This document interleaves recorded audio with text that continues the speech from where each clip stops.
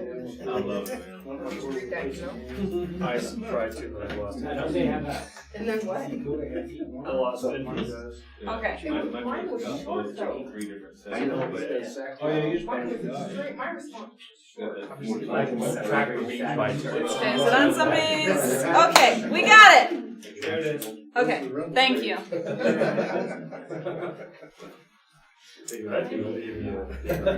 My first name. Traction. Chapters 1 through 7. That's Okay, everybody. We can get started now. Today we are talking about process safety management.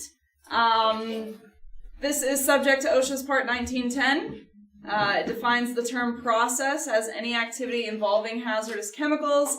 Essentially, what process safety management is ensuring that we have written safety and operational processes that include hazard analyses and implement controls for those hazards, and ensures that you guys and we employees are trained in all aspects of these processes and controls, especially in emergency cases. So, process safety information includes what chemicals you're working with, and being able to identify them is an important step. That's why we have our SDSs. We then want to be able to identify possible hazards and how to deal with them if they do occur. We do that with our JSAs. Ask ourselves, what if? We use our checklists. How many of you honestly ask what if situations and know what you would do in response to those situations?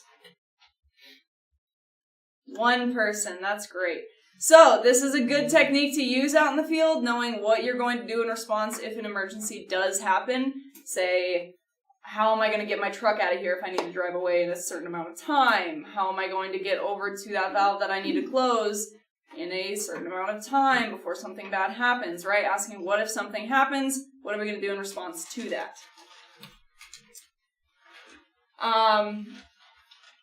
This management systems makes sure that we have these actual written procedures for things like our startup and shutdown operations and any normal, temporary, and emergency operations as well.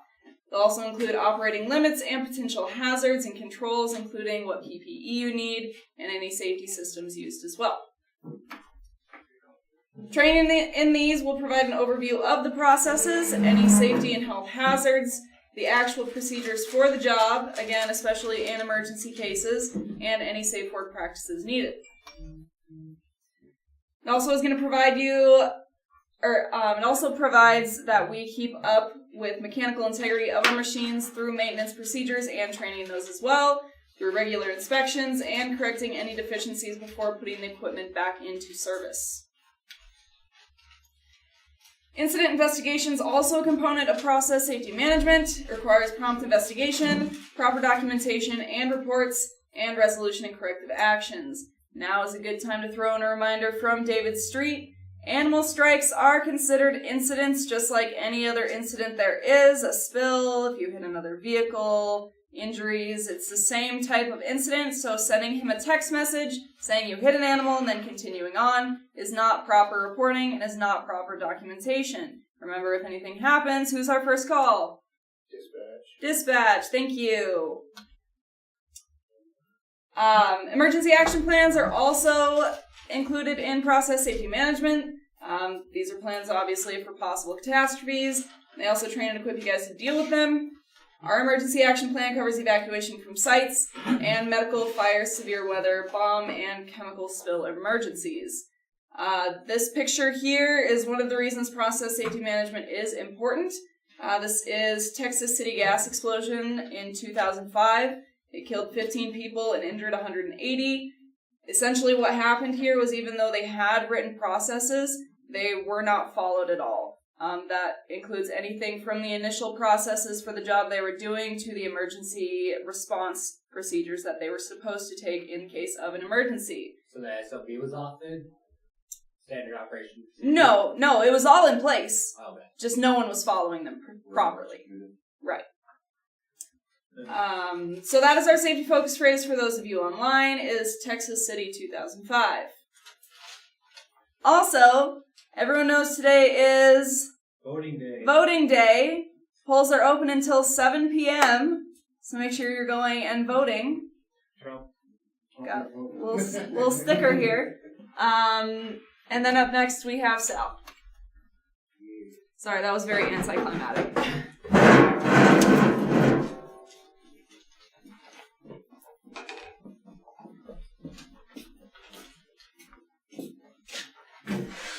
I picked this one because it's something that kind of hit me a little hard the other day.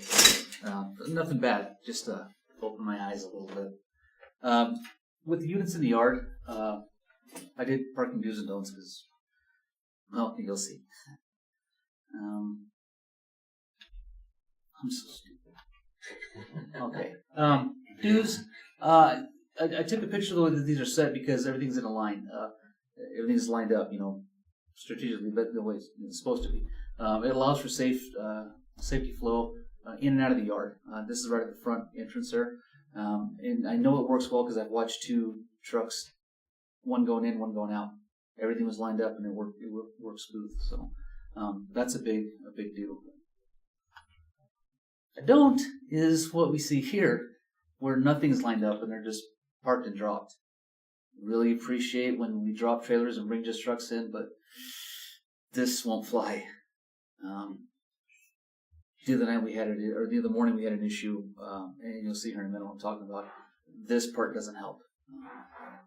I understand that we need to get things done and whatnot, but there's no hurry where this needs to be okay. It causes congestion, it slows flow. The huge south yard, we still had congestion, and this was a big part of it.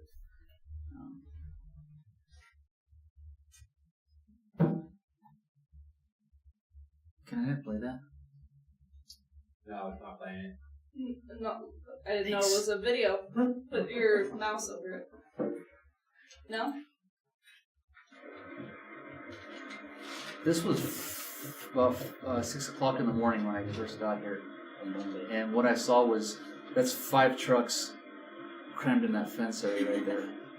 And we had to fire everything up, get everything moved forward and backwards so 2 other trucks could get through because they're on the way to work. Again, when things are broke, it's not a big deal to tell a driver, you have to wait a second but when it comes down to, sorry, someone parked wrong, so you can't go to work right now, doesn't really suit well for anybody. So, again, I know in the past we've had it where if the truck we know is going to be down for a while, to drop the trailer. If we're bringing something in so that this doesn't happen again, if we do have just a truck or just a trailer, we need to start splitting those up. Again, 1, this doesn't happen, and 2, it doesn't take away from anyone else's time. That being of the essence, kind of detrimental that we have that. 90% of the time, when you guys know when you fire a truck up, do your walk around, you have a tire that's bad. Okay, now imagine if you had a tire that's bad and you couldn't get in to get it fixed because there was trucks in the way, just because someone left them there. That's the issue I'm trying to alleviate. Again, this wasn't a big, huge thing right now. This time, I'm trying to confront that now so the next time it's not. But,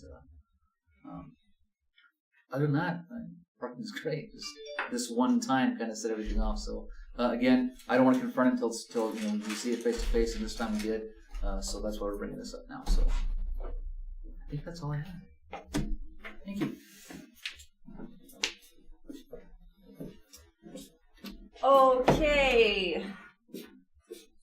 Texas had their chili cook-off.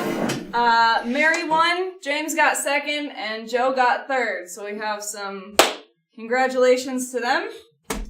I'm not really sure how the API is working this year. Kim?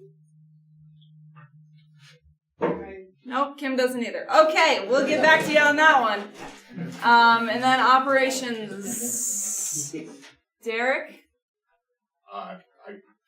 I wasn't told. I can read it off though. I don't have any. I didn't get any, yeah. so I didn't know if there were any. Kyle? Pass down from Jason at all. Okay, then that is all we have today. Questions, comments, concerns? What's the word of the day? The phrase of the day? You weren't listening? I was doing work in the shop. Oh, well, good thing you don't need it, huh? Right. Yeah. All right, that is all then. Have a safe week, and we will see you next week.